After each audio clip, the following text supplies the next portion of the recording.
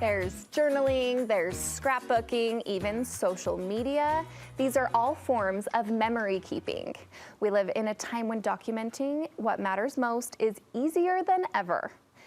But we often feel the undue stress over how much and how often and how good we are at doing the memory keeping. My next guest says no need to make things complicated as long as you know a few do's and don'ts and keep those in mind.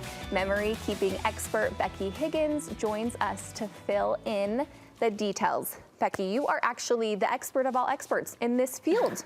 So tell us how long you've been doing this and how long it's changed over the time you've been doing it. Well, the experience has been my lifetime, but professionally I've been in this space for 29 years, so I've seen a lot of evolution. And it's changed a lot over a few decades, but when you think of it, we used to print all of our pictures and then we stopped printing all of our pictures. And so really, in the last few years, what we're realizing and what we're feeling is that so many of us are like, oh, snap. I don't have my pictures like in my hands. I don't have these memories. Exactly. Yeah. And I was telling you before the break, it is one of my goals this year to get my photos off my phone. Because have you? We take all these pictures and we keep all these memories, and then if something happens to that phone, right, they're gone. Well, we can't trust technology. No. We love it. We use it. We're so grateful for it, but yes. it can't be the thing that we depend on. No. And so I think this is going to be so good for me selfishly, but I hope it's good for everyone else. So tell me, let's start with the do's and don'ts. First, you say, do keep your goals attainable. Well, this is a big deal because as we know with any goals, the smaller and more attainable they are, the more realistic they are, the more likely we are to get the thing done. So let me give you an example. I have this desire to preserve all of my family memories, right? And that is tens of thousands of pictures. So instead of thinking of it so big, like, okay, I have this big goal, when I break it down, the rhythm that I have found for the last several years is a family yearbook where at the end of each week, I spend not even 10 minutes and I make one page for the week. So this is an example, like one page, this is week 25 from several years ago, week 26 and so forth. So the whole book is it's done at the end of the year and it's so exciting to have, but at the end of the day, it was never a project. It was so attainable because I spent less than 10 minutes a week doing this. And it's so smart because you do throughout the year, if you do it at the end of the year, you forget all the things that have happened. That too. During even that special week in 25 when your son lost his first tooth or things like that. So I think this is super smart in making it attainable. The 10 minutes a week, just in my mind, I'm like, well, I could do that 10 minutes. Anyone can do that, right? Easy. Yeah, okay. Attainable. The next one is do look for ways that memory keeping helps you feel more connected. Yeah, there's a couple thoughts with that. So first of all, you really want to connect with the way that you're doing it, the approach that you're using, the method that you turn to.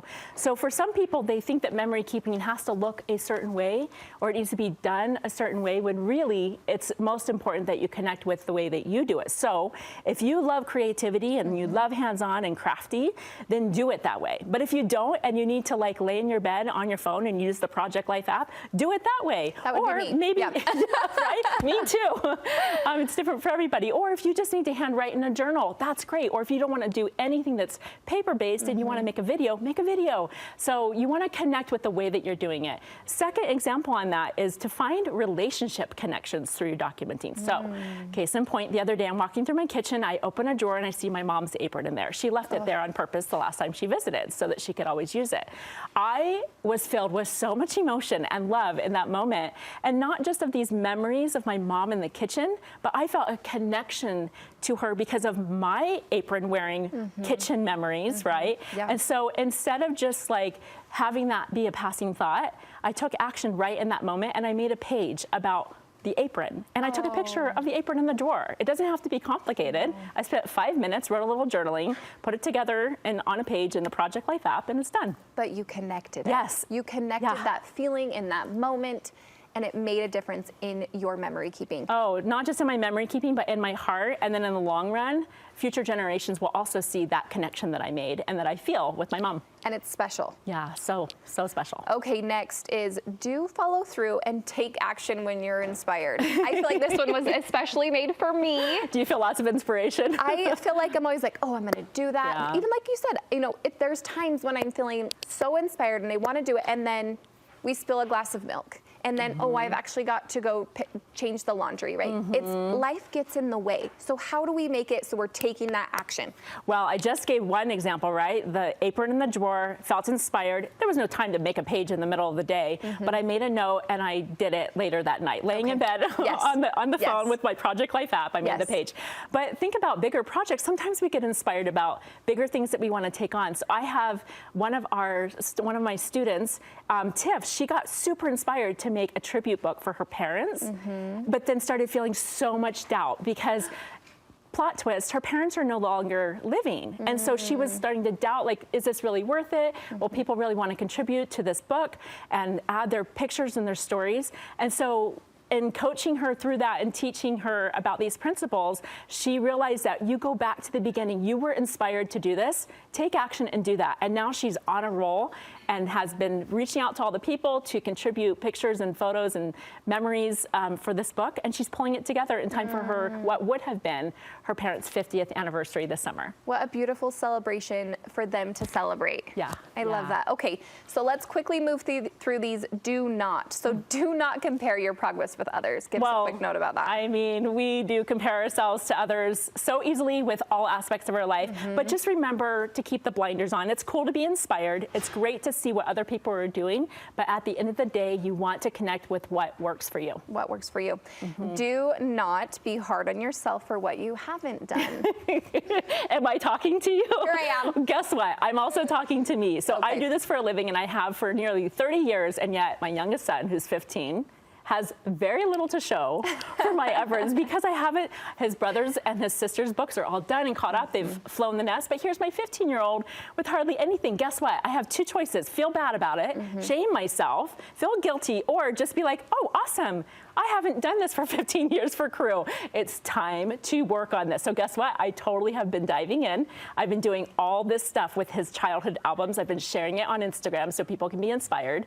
And it is going so well, and it's so fun. So no shame.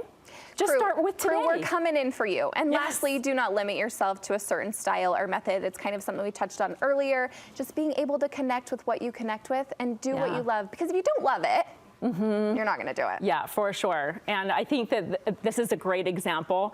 A lot of people think that if I'm going to write my life story, it needs to be an autobiography. And I say, no, actually not at all. Don't start with the day you're born. My method, which I have some books here of that, I call it My Modern Story. It's one page at a time. You start right now. You start with last week or last month, but not at the very beginning. And at the end of making one page at a time, you have completed books that are your story. And that's incredible. It's incredible, and it's one page at a time. Yeah, so doable. Becky, so good. I'm inspired. I hope everybody else is inspired. Where can we find more from you? You can go to BeckyHiggins.com, or I'm on Instagram, Becky Higgins. Find me there. Becky Higgins. Well, I'm